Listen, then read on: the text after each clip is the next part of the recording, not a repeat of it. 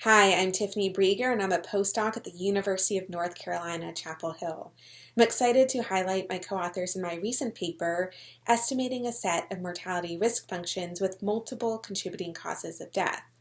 Mortality risk functions for a set of specific causes of death are important to understand trends and conditions over time and identify leading contributors of mortality.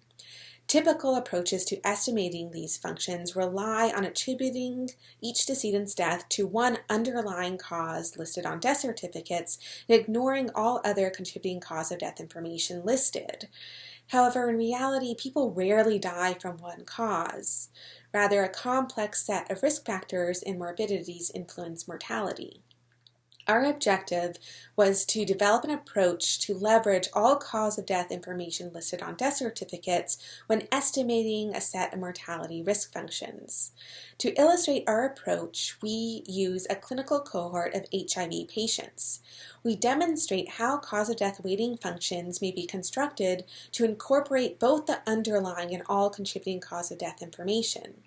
We then use the weights to construct a cause of death weighted Aland-Johanson estimator and estimate risk functions for 5 specific causes of death in the overall cohort and by history of injection drug use.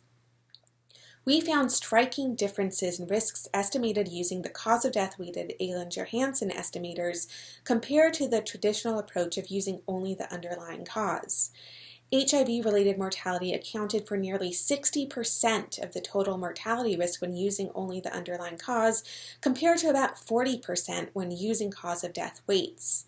The risk of cardiovascular disease-related mortality was higher when accounting for multiple causes of death, especially among those who had a history of injection drug use. Overall, our results suggested that comorbidities other than HIV are contributing to a larger proportion of the total mortality risk than would have otherwise been thought by attributing death to only the underlying cause and analysis.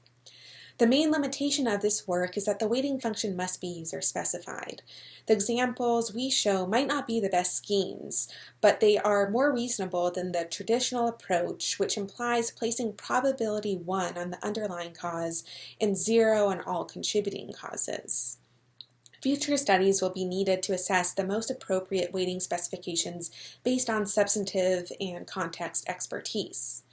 In conclusion, cause of death weighted Aland-Johanson estimators can be used to incorporate multiple causes of death in the estimation of mortality risk functions. While the traditional approach may conceal the complex set of risk factors that influence mortality, cause of death weighted Aland-Johanson estimators may provide a more comprehensive picture of multiple morbidities' contributions to mortality, improve inference from cause-specific mortality studies, and inform the most important points for intervention. We hope you enjoy our paper.